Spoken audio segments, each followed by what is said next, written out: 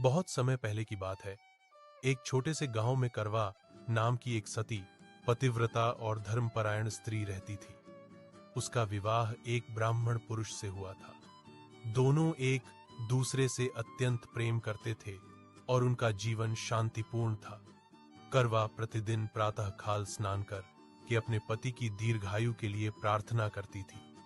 उसका मन सदा अपने पति की सेवा और धर्म में लगा रहता था। उसकी भक्ति और पवित्रता के कारण गांव में सभी उसका आदर करते थे। एक दिन करवा और उसका पति नदी में स्नान करने गए। पति जैसे ही पानी में उतरे, तभी एक भयानक मगरमच्छ ने आकर उनके पैर पकड़ लिए और उन्हें पानी के भीतर खींचने लगा। पति ने भयभीत होकर करवा को पुकारा, करवा, मुझे बचाओ, यह मगर मुझे निगलने वाला है। करवा ने यह दृश्य देखा तो जरा भी विचलित नहीं हुई। उसने नदी के तट पर पड़ी एक सूती डोरी उठाई और पूरे साहस से जल में उतरकर मगरमच्छ को बांध दिया।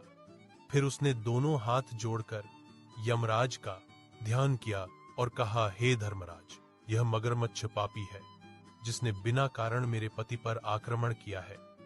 आप इसे तुरंत अपने लोक में ले जाइए, अन्यथा मैं अपने तप और पतिव्रता बल से आपको शाप दूंगी। यमराज करवा के साहस और पतिव्रता से विस्मित हो गए। उन्होंने कहा, करवा, तू सच में सती स्त्री है। तेरी भक्ति और निष्ठा अद्भुत है। तेरे समान पतिव्रता इस धरती पर दुर्लभ है। यमराज ने तत्क्षण उस मगरमच्छ को यमलोक भेज दिया और करवा के पति को नया जीवन प्रदान किया। उस दिन से करवा और उसके पति का जीवन और अधिक सुखमय हो गया।